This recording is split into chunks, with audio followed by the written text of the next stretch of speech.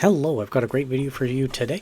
I'm going to be talking about why fans are noisy, what makes the noise, and sort of some basics on how they work, and what you may or may not want to look for within a fan. Let's get right into it. So first, what is noise? So 10 decibels empty room, you can see that. So primary noise factors in a PC fan are the rotor noise. This is the noise produced, generated by the design, including the bearing within it. Next, you have the blade design. This is the specific geometry of the fan and its characteristics at blowing air, through it. That'll create a different type of noise profiles. And the last is the frame design. The frame design specifically influences the noise levels based on how close the blades are to the horizontal struts, the shape, geometry, width of those horizontal struts, for generating noise. And the last is harmonic frequencies within it, and that is sort of like all-encompassing. So if the frame is not properly designed, there could be resonant frequency at specific RPMs going through there, or the fan blades themselves could have a harmonic frequency, or even the rotor design could have a harmonic frequency that happens at specific RPMs because of one reason or another. But one thing that always holds true, as RPM increases, so does the noise, and mainly that is air noise. The noise profile is based on those first three factors primarily. So I know this information is already in public view, but I'm going to talk it through anyways. Blade design on a static pressure fan will either be large or will be more blades, and you want the blades to overlap as much as possible. The goal is to minimize the space between the blades to keep the air from blowing back out. While airflow fans tend to have big, wide openings between each of the blades, or fewer of them, to allow for more air to whoosh through it. And more modern fans tend to be more hybrid style, where they try to blend the characteristics of both fans to have it be as versatile as possible. This is sort of a side note. So fan shrouds can help there's a dead spot behind pretty much every single fan, or in front of it, depending on if you have it in push-pull, and that's right in front of the rotor. So a shroud can help redistribute the air over its entire area. So it would have little fins inside of it that help distribute the air inside of it so that the air will flow more evenly.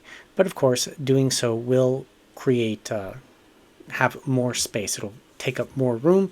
So generally speaking, it's not something we do unless you're like truly a hardcore enthusiast and trying to maximize the performance of every single fan that you own.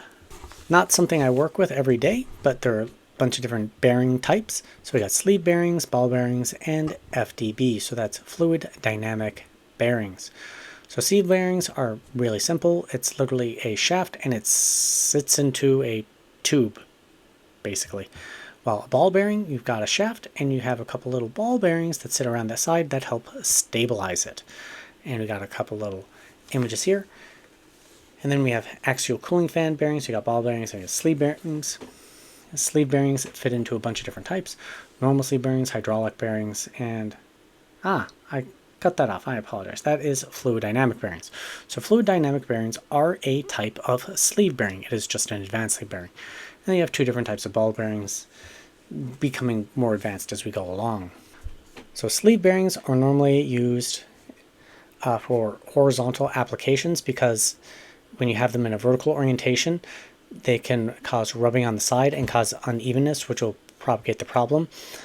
That can be mitigated by using advanced types of sleeve bearings, which we'll get into in a minute. While ball bearings tend to be the most durable, but they can be noisy because literally you have a shaft with a two, usually dual ball bearing, to stabilize it, and it's rolling around another sleeve. So thus more noise generating components. So ball bearings are super durable, they're great for high speeds, but they're going to be, generally speaking, a little bit noisier in terms of that rotor noise. But ball bearings do allow for any type of orientation: vertical, horizontal, upside down, space. I don't know, I made that last one up. So basically, kind of right here, so if there's too much of a gap around the rotor, it can cause unevenness in it and will cause the stabilizer to become unbalanced, and can cause wobble. Sleeve bearings are also known as plain bearings and are characterized by their quiet operation, quiet and effectiveness, but they're only suitable for horizontal applications.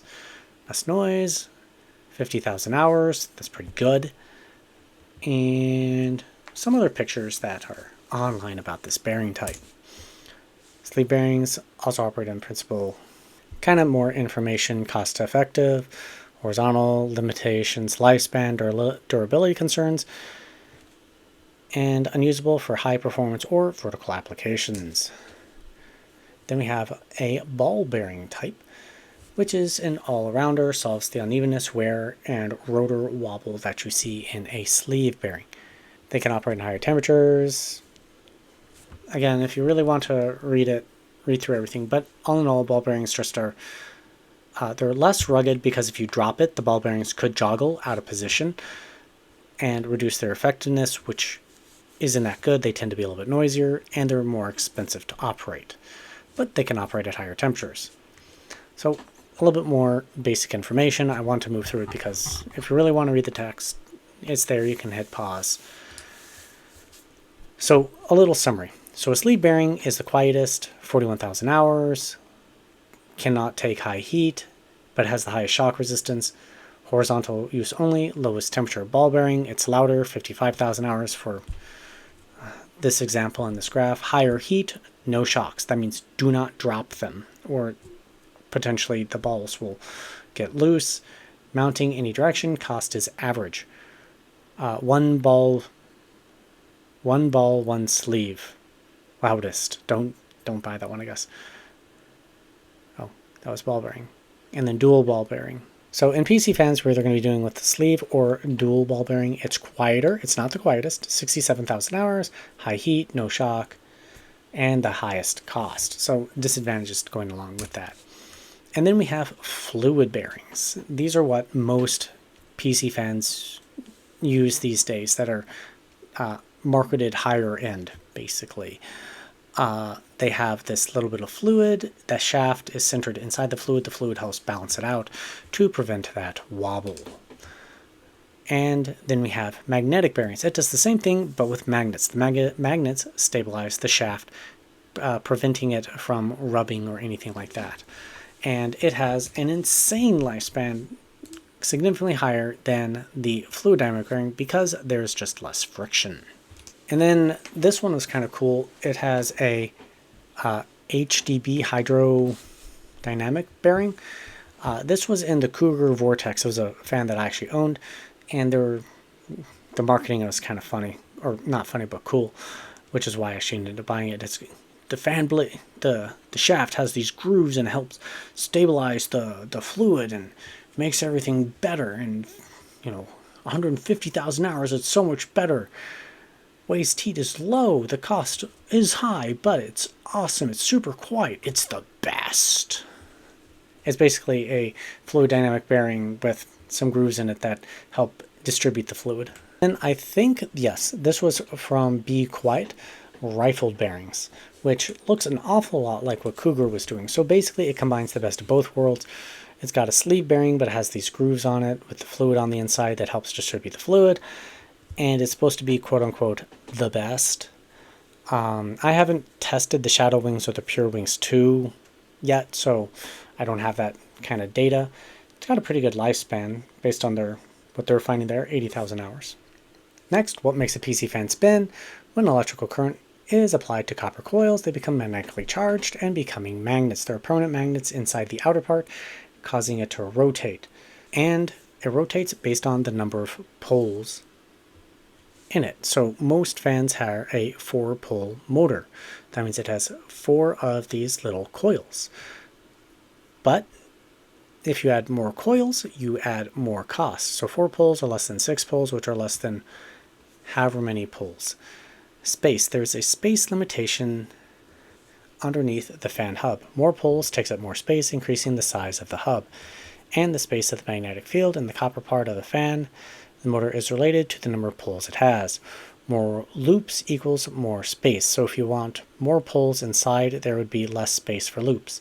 So if you would have more poles, you can't have as many loops, so the magnetic field of each one of the poles would be weaker, even though you have more of them.